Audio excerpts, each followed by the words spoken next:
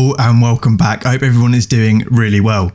If you guys are still holding, congratulations. We're currently in the longest bear market in Bitcoin's history, in the history of the cryptocurrency market itself. They'll still call you lucky, of course, during the next cycle. As we can see on this chart on screen, the first cycle we saw had a bear market of around 386 days before it started to pick back up. 204 days back in 2019. Really short duration in between 2020 and 2021, because of course there were a lot of different world events taking place at that time.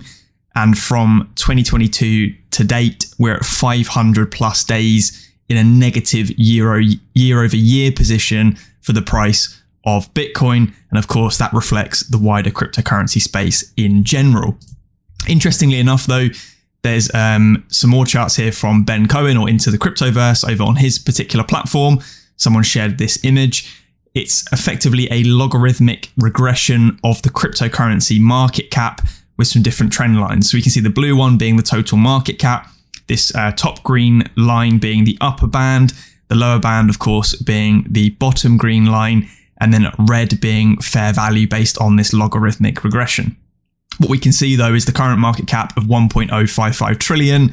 The trend of fair value should say we would be at roughly 2 trillion.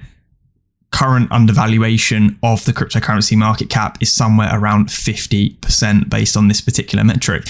Interestingly enough, of course, due to this logarithmic regression going out into the future, which should technically get more accurate as we get more days into the length of the cryptocurrency space in general, we can see projections there as high as several $1 trillion going out into the future, which of course I've spoken about quite a lot on the channel. And to me, it seems entirely feasible that we see a cryptocurrency market cap out into the future, 2, 3, 4, 5 years being, $3, $4, $5, $10, $15 trillion, just based on the amount of equity that flows around in capital markets, such as the stock market, and then as well as other commodities such as gold and the like. We could see a huge transition across of that capital into the cryptocurrency market as people begin to rebalance their portfolios, as governments, etc., bring in the regulations necessary in order to enable institutional and retail investors to enter the space at scale. Of course, we're all still waiting for those Bitcoin spot ETFs, which will probably drive an awful lot of volatility into the crypto market, which could be incredibly positive. Another interesting model here as well from CryptoCon. This is an N28 CT price model. I want to draw your attention effectively not out into the future, because of course, further out into the future you begin to project, the less accurate those results become.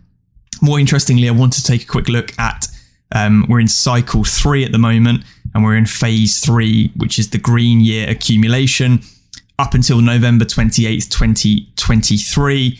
And then we begin the new all-time high preparation as then we move into cycle 4, red, which is all new time highs, somewhere in November or middle of the year between 2024 and 2025. So this is effectively saying that we'll see a new all-time high between the years of 24 and 25, although we should start beginning to see positive year-over-year changes moving into 2024.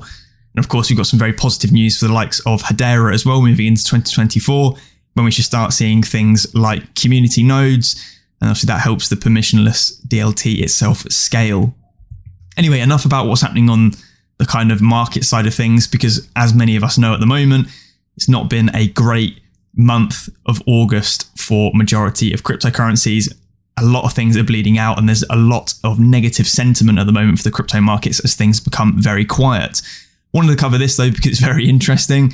Yesterday, BJ Investment Holdings, the parent company of HIT Network, took a decisive legal action in removing Ben Armstrong, or BitBoy effectively, from the BitBoy crypto brand. Difficult decision and a culmination of prolonged effort to help Ben during his relapse into substance abuse, as well as reconciliation from the emotional, physical and financial damage he has done to the employees of HIT Network and the BitBoy crypto community.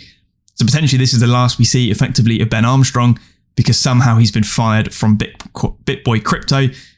I always thought he effectively owned the channel, but clearly he must have sold it at some point way back when. Moving on to HEDERA-based news then, Timeless, which I've covered on the channel several times in the past because they've been developing a use case on top of the HEDERA Hashgraph ecosystem for quite a while now, is excited to announce Carbon Central, a new project carbon management tool which enables companies to centrally manage their carbon offsetting and guarantee of origin projects. And we can see here effectively a dashboard view of some project called Solar Farm, project IDs, types, generation capacity. You've got locational information there, the carbon impact, which is all being logged through the HEDERA chain itself. You've got timelines and projections as well. And of course, all of these transactions are being logged onto HEDERA. If we flick across to Timeless's Carbon Central sort of webpage and we scroll down, it effectively allows customers to onboard themselves from the earliest stages of a particular project's establishment, allowing them to leverage the capabilities of Timeless's DMRV tokenization technology easily and experience no delays while their operations enter production. You've then got a secondary part of this called Digital Twin, which enables users to create their own digital replicas using a simple drag and drop interface. Timeless's new policy library as well will process data according to those real world regulations. This includes things like Australian carbon credit units, as well as offering a variety of policies to support different project types. For those who prefer to work more closely with that digital twin, Timeless offers customized development and support as an enhanced service into their project's Carbon Central dashboard. And of course, wrapping that all up, you've got the trust chain itself, which of course is leveraging HEDERA, provides immutable proof of each stage of production process from cradle to grave, all with unrivaled granularity and transparency.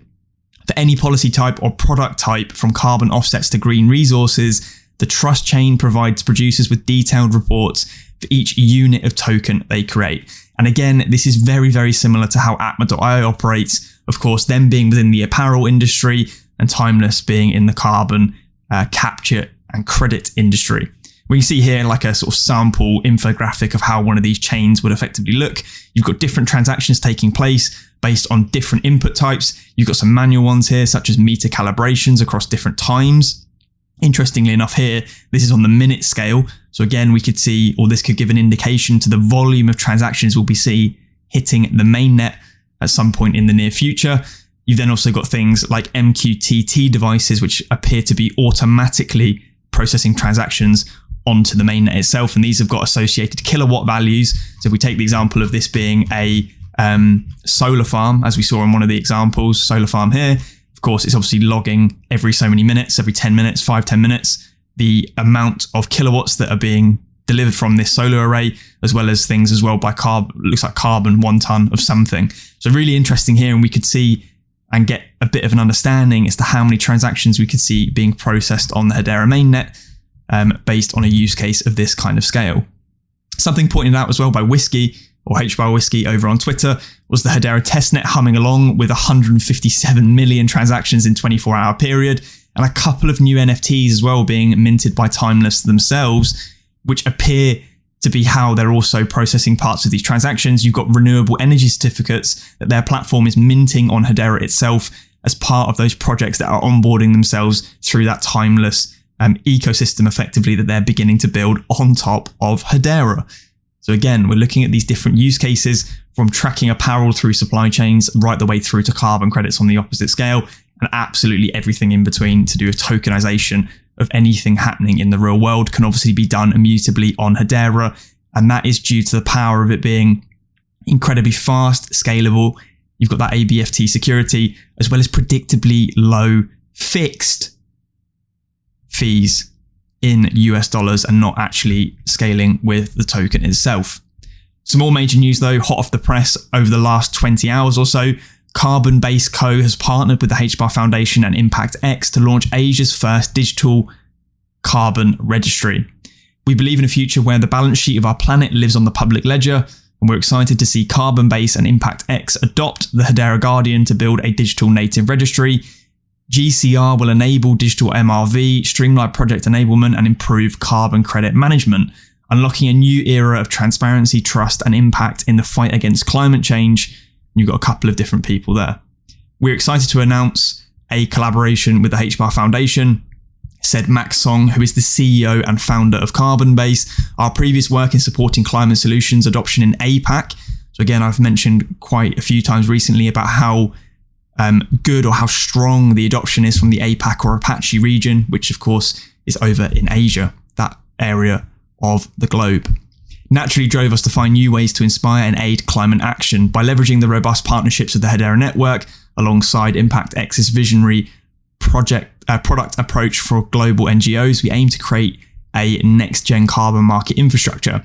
They will effectively catalyze the acceleration of digitalizing the measurement, reporting and verification, which is known as DMRV, process in the carbon credit market. And of course, carbon credit markets are absolutely massive, and it trickles its way through not only into companies that are doing business on a global scale in terms of their own supply chains, but also in the types of investments. ESG is a major part of investments at the moment, and particularly for younger generations, impacts things like where their pensions get parked. And of course, that is trillions of dollars globally.